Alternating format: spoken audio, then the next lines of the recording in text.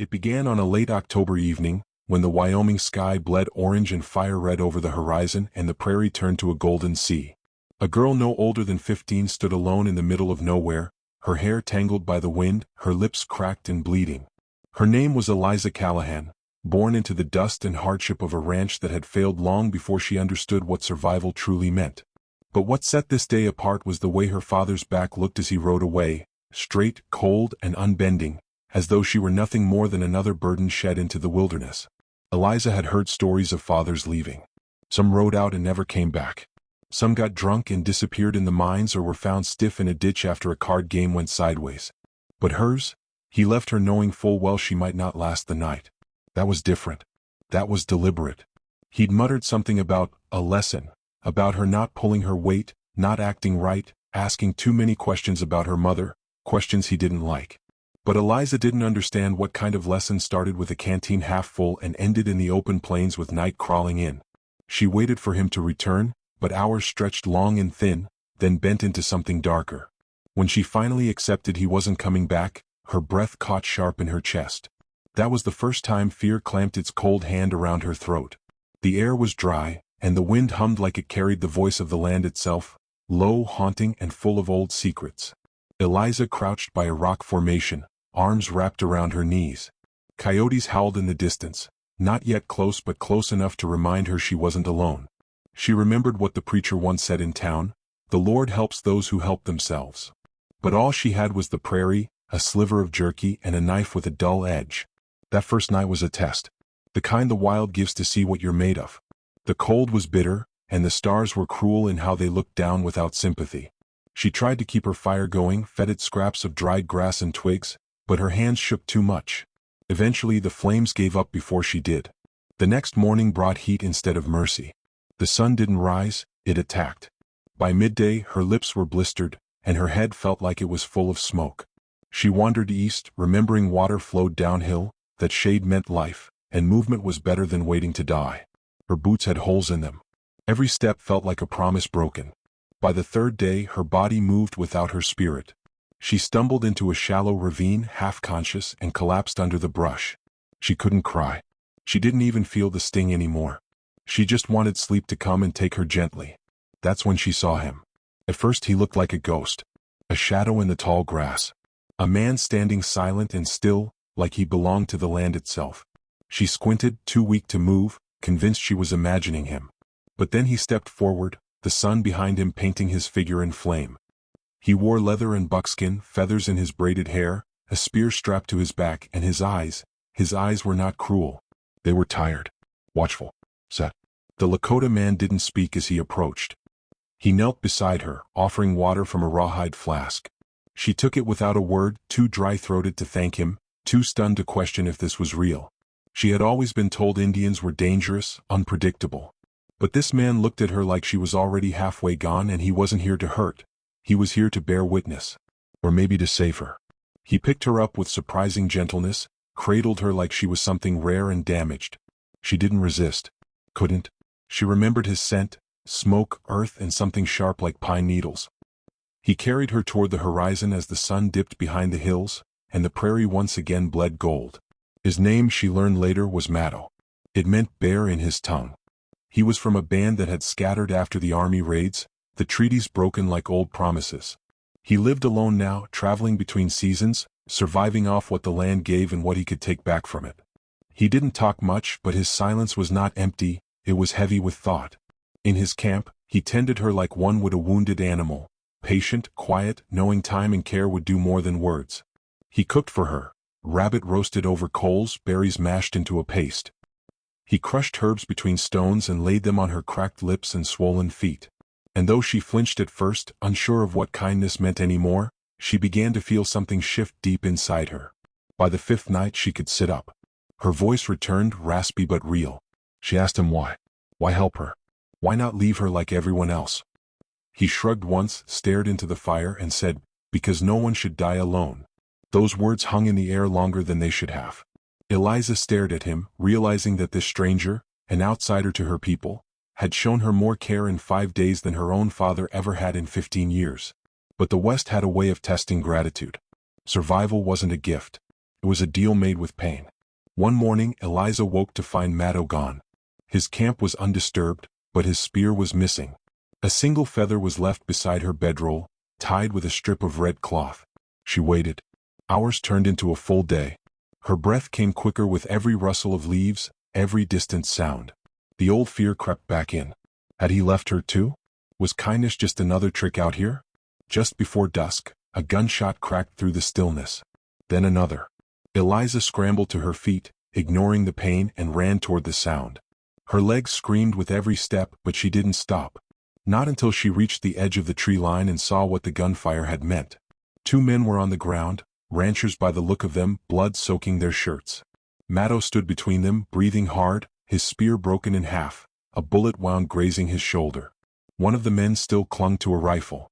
Maddo looked up at her, not with fear or apology, but with something like warning. Eliza knew those men. Her father had ridden with them once. They hunted buffalo, sure, but sometimes they hunted people too. For sport. For fear. For gold. She realized in that moment that Maddo had not just saved her from the wilderness. He had saved her from being found by her past. The days that followed were quiet, but they were not peaceful. Maddo's wound festered, and though he didn't complain, Eliza could see the pain in the way he moved slower, his hands trembling as he lit the fire.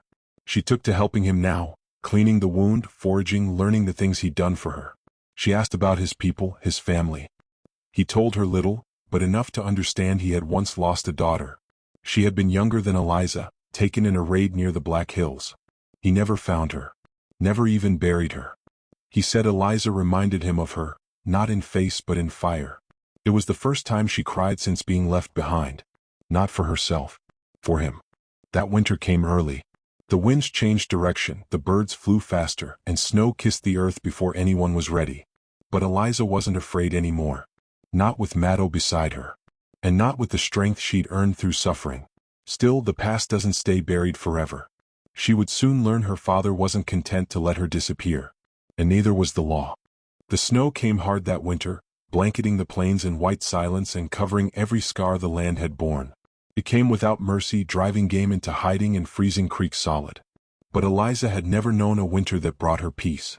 As the world outside turned cruel, she found the first warmth of her life beside a dying fire in Maddo's camp, under a buffalo hide, learning how to sew cracked moccasins with sinew and bone. She no longer felt like a girl left behind. She felt like someone who had clawed her way back into life, someone changed by the cold and shaped by survival. Her hands grew steady, her eyes sharper, and though her heart still bore the bruises of betrayal, they no longer ruled her. Maddo taught her to track. Not just animals but signs of life, the way broken twigs bent, the scent of crushed sage beneath a boot heel, the tilt of a bird's call when strangers passed near. Every lesson was quiet, every glance between them understood more than spoken.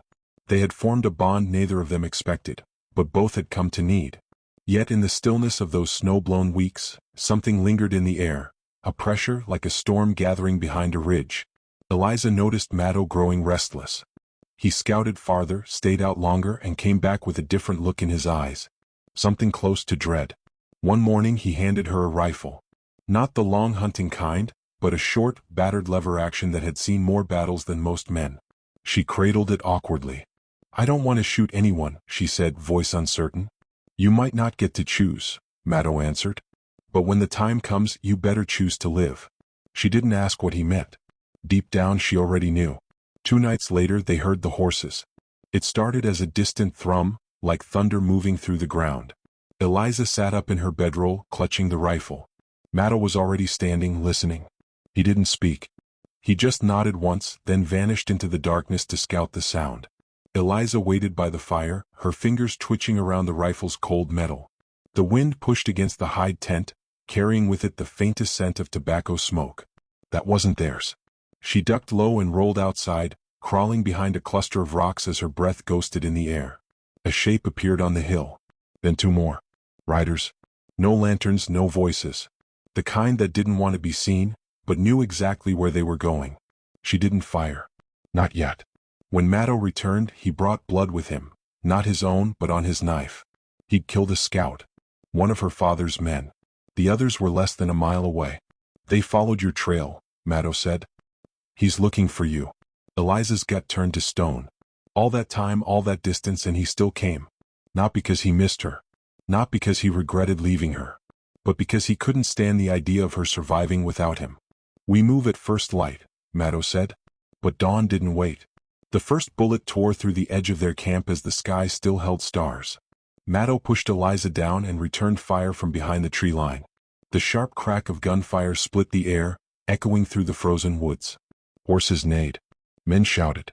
Another bullet clipped a branch inches above Eliza's head. She crawled behind a fallen log, breath ragged. Then she saw him. Her father. He stood tall in the snow, wrapped in a long wool coat, a revolver hanging from his hip, and a rifle slung across his back. His beard was thicker, his eyes wilder. He looked less like a man and more like the cold itself. "Eliza," he shouted, his voice raw from the wind. "Come out, girl. Don't make this harder than it has to be." She froze. Maddo saw her hesitation and motioned for her to stay low. But she stood slowly, rifle in her trembling hands. "Why?" she shouted back. "Why now?" "You're mine. That's why," he barked. "You don't belong out here with some savage. You belong with your blood. That blood left me to die." He said nothing to that. Just looked at her like she was a problem to fix. Or bury. A shot rang out. Eliza flinched.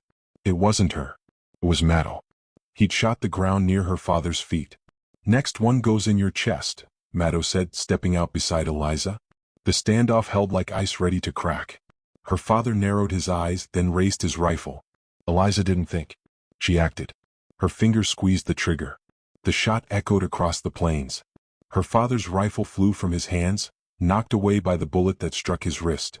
He collapsed to his knees, screaming in rage more than pain. Maddo lowered his weapon but didn't smile. "You saved your own life today." The other men fled. One dragged her father away. The snow swallowed their trail. In the aftermath, Eliza sat by the dying fire, shaking. Not from fear but from everything that had led to this moment. The silence was louder than any gunshot. Maddo sat beside her, unwrapping a strip of jerky. He handed her half. "Will he come back?" she asked. Maddo chewed slowly. "Maybe. Maybe not. Men like that, sometimes losing is the only thing that teaches them. Other times they don't learn until the earth covers them." "I was scared," she whispered. He nodded. "That's how you know you're alive." Weeks passed. The snow melted into mud. Life didn't go back to what it was, it went forward. Eliza and Maddo moved west, following the river, living light. She learned to ride, to hunt, to track like he did. She found a strength in herself she never knew was there. And when they passed through settlements, she kept her eyes open. Her father's shadow was long, but not longer than her will to live free. She was no longer a girl left to die. She was a woman who had been forged by survival and saved, not by a warrior, but by a man who understood what it meant to lose everything and still choose to help. Spring came late that year, dragging its feet like a wounded horse. The river thawed slow, like it wasn't sure the frost had truly gone. But Eliza welcomed the cold water, the fresh shoots of grass, the way the sky opened up a little wider each morning. Life, in its quiet way, was beginning again. Yet in the back of her mind, something stayed restless. A part of her that hadn't slept easy since the first gunshot cracked through the trees that winter. She and Maddo traveled west along the Laramie Trail, skirting towns and staying out of sight. Word of their fight must have traveled slower than snowmelt, but they knew better than to trust silence. Maddo believed her father would lay low after the injury, nursing his pride in hand in some backwater saloon, waiting for the right chance. But Eliza wasn't so sure. A man like Henry Callahan didn't let go of control. He'd raised her with rules etched into her skin, taught her that mistakes earned punishment, that love came only after obedience. She had been his daughter, yes, but more so his property. Now she was something else entirely. Free. And he couldn't stand it. They stopped near Medicine Bow, where a Lakota woman Maddo once knew still lived with her brother. They were kind, with worn hands and eyes that studied Eliza like they saw straight through to her soul. Maddo trusted them, which meant Eliza did too. For the first time in months, they slept in a warm cabin, with real blankets and stew that didn't taste like desperation. Eliza helped with chores, mended clothes, learned to speak more Lakota with every passing day. And at night, she would sit by the fire and listen to Maddo tell stories, not to her but to the wind or maybe the stars. Stories of warriors, betrayal, great hunts, and small kindnesses that turned the tide of a man's life. He never mentioned his daughter again, but Eliza knew that every tale he told carried a piece of her spirit. One evening the piece was broken. A rider came hard up the trail, his horse lathered in sweat, his breath ragged. He didn't dismount, just shouted from the saddle. "Sheriff's looking for a girl. Says she ran with an Injun after shooting her own kin. Says there's a reward." Eliza froze. The room grew heavy. Maddow stood slowly. "He say where they're looking?" "Everywhere east of the range," the rider said. "Posters going up tomorrow." The man rode off, not knowing, or pretending not to know, that the girl he was warning about was sitting just a few yards away. That night, Eliza didn't sleep. She lay awake staring at the rafters, her hand on the rifle beside her bed. She'd known this was coming. She just didn't think it would come with her name printed on paper like she was a wanted criminal instead of a survivor. In the morning, she found Maddow near the creek, sharpening his knife. He didn't look up when she approached. "It's me they want," she said. "It's both of us now," he replied. "I won't let you get dragged into this," she said. "You already saved me once. That's enough." Maddow stopped sharpening. He looked at her with eyes that held no doubt. "I didn't save you," he said. "I gave you a chance. You took it. That makes you dangerous. To them." She nodded, silent. They left that afternoon, leaving the safety of the cabin and the kindness of old friends. The trail grew narrow, winding up into the foothills of the Sierra Madres. Fewer people traveled this far. Only trappers, wanderers, and those running from something too heavy to carry in the open. It felt right. But danger followed like a scent on the wind. By the third night, they found the first sign. A piece of torn poster nailed to a tree, half blown away but her name still visible. The bounty was generous. Too generous for her father to have arranged it alone. He was pulling strings now, using law and lies to bring her back under his boot. They traveled faster after that, sleeping less, eating on the move. Maddow grew more watchful, speaking even less than usual. Eliza felt the pressure building again, like the world was tightening around her, forcing her into another impossible choice. Then they reached Jackson's Hollow. It was a nameless place, really, a forgotten settlement near the base of the range with 2 streets, 1 saloon, and a church that looked more like a barn. They passed through like shadows, avoiding faces, keeping to the edges. But fate doesn't need your name to find you. It just needs time. They were on their way out of town, horses packed and ready, when the deputy spotted them. "You there?" he said, stepping off the porch of the general store. "You from around these parts?"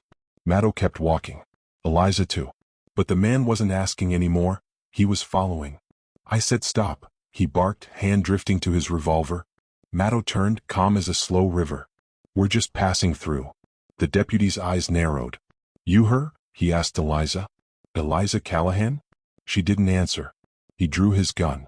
Maddow moved faster than thought. The fight was over in seconds. The deputy lay in the dirt, bleeding from a broken nose, his pistol kicked away. Eliza stared at the crowd forming, knowing this was the moment it all changed. "We run," Maddow said. And they did. But not fast enough. 3 riders gave chase, hired men, not deputies, but worse for it. They didn't care about the law. They cared about gold. The chase lasted through the night into the hills. Shots cracked through the trees. Eliza fired back once, then again until her rifle clicked empty. They took cover behind a ridge, breathing hard. "They'll circle," Maddow said. "Try to trap us." "I can draw them," Eliza said. "You take the ridge, ambush them from behind." He looked at her for a long moment. "You sure?" "No," she whispered. "But I'm tired of running." She rode out into the clearing, rifle slung over her back, blood pounding in her ears. The riders spotted her instantly and gave chase. She led them wide, away from the ridge, pretending to flee. Then she turned, raised her empty rifle like it still had teeth. They laughed. And that's when Maddow struck. The first man dropped from his saddle, Maddow's blade flashing once, silent and deadly. The second wheeled around, but Eliza had dismounted, grabbed the man's own pistol from his holster as he passed. One shot straight to the chest. The third tried to run. He didn't make it far. When it was over, Eliza stood in the silence, staring at the bodies. She didn't cry. She didn't shake. She just breathed, deep, steady. Maddow walked to her side. "That was your line," he said softly. "You just crossed it." "I'm not going back," she said. "I know." They rode west again, farther than they ever had. Toward places with no names. Toward land untouched by her father's reach. But Eliza knew it wouldn't end here. There was one more line left to cross. One more reckoning on the horizon. And this time she wouldn't wait for it to find her. The wind across the Utah flats was dry and unforgiving, lifting sheets of sand that scoured the face and clung to the teeth.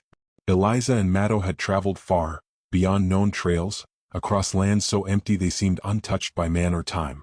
But emptiness didn't mean safety. Sometimes it meant the eyes watching you had no need to hide. They found shelter in a crumbling adobe ruin 3 days west of Escalante. Once a trading post, now just bones of clay and timber leaning against each other for balance. The place stank of old smoke and forgotten deals. But it offered walls, shade, and distance. Distance from bounty posters, lawmen, and her father's burning hunger for control. Eliza sat by a dry hearth, polishing the rifle Maddo had scavenged for her from a fallen bounty hunter. It was heavier than her old one, with a longer barrel and smoother action. She could shoot better now. Truer. Killing had changed something in her, but not in the way she feared. It hadn't made her cold. It made her aware. Aware of what she was capable of. What she'd been forced to become. Maddo came back from scouting near dusk, leading a stringy pack mule behind him. His face was set like stone. "They're getting closer," he said. She didn't ask who. She already knew. Her father. He hadn't come for her after the first chase or the second. But that was never the plan. Henry Callahan was the kind of man who let others do his work until it needed finishing. Then he came to do it himself. "They're riding with a tracker now," Maddo added. "A good one. Crow by the look of him. He's got her scent." Eliza wiped the barrel clean, then nodded. "Then it ends here." "We could keep going," Maddo offered, though it lacked conviction. "South. Into Mexico. There's places." "No," she said. "I won't let him own one more mile of my life." For a long moment, Maddo just stared at her. Then, slowly, he sat across the fire pit and began loading his own rifle.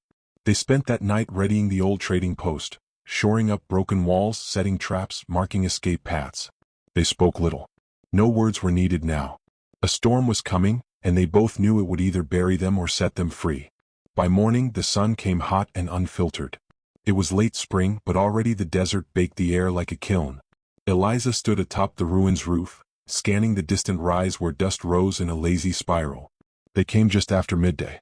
6 riders. Her father at the lead, towering in the saddle like some biblical reckoning. He wore a dark duster and a wide-brimmed hat that cast shadows over his eyes, but Eliza could still see them, still feel the fire in them. Possession. That was what he came for. Not justice. Not forgiveness. Just to reclaim what he believed belonged to him. The man beside him had the look of someone who moved with animals more than people. The crow tracker. His gaze swept the ruin with a practiced eye. They stopped about 50 yards from the post. Too far to shoot, too close to pretend they weren't seen. "Eliza," her father bellowed, voice cracking through the heat like thunder. "You don't need to die out here. You've made your point. Come back. We'll make things right." She didn't respond. He tried again, his voice softer, laced with false honey. "You were just a child girl. You didn't know what you were doing. You ran off with a savage, got confused. But you're mine. You always will be." Her heart thundered, but her hand was steady. Then she stepped out from behind the wall, rifle in hand, and faced the man who had raised her in fear and tried to kill her with abandonment. "I am not yours," she said. "I never was." He flinched, just a twitch, but it was enough. Maddo moved like wind from the shadows, rifle cracking once, twice. The crow tracker dove aside. 2 riders fell before their horses could spook. Chaos erupted. Bullets slammed into the adobe walls, throwing dust and stone in every direction. Eliza ducked behind a post, returned fire, clipped another rider in the thigh. Maddo had vanished again, moving through the crumbled back wall to flank them. Her father dismounted, crouching behind a cactus, shouting orders.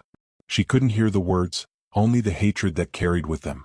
His rage had weight and it poisoned the air. Minutes passed like lifetimes. Then silence. Eliza crept along the wall, eyes sharp, boots silent. A figure darted, she fired. Missed. The crow tracker came in close, knife flashing. She barely blocked the strike, their blades clashing as they grappled in the dust. He was fast, strong. But she was fighting for more than survival now. She was fighting for everything she'd built since that cold morning in the snow.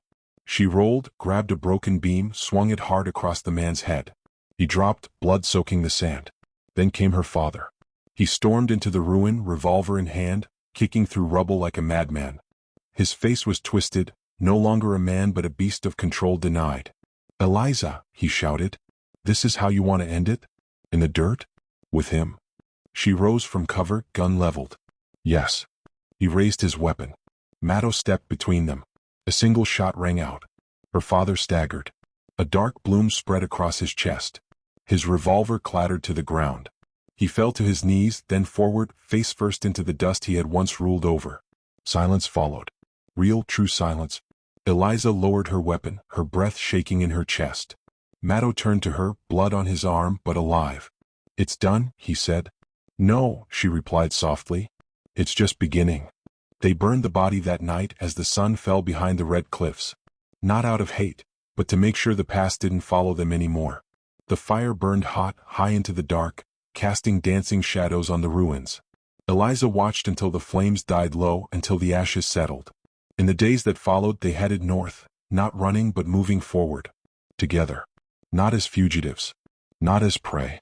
But as survivors who had carved their place into a world that never wanted them to thrive. Eliza no longer thought of herself as the girl left to die.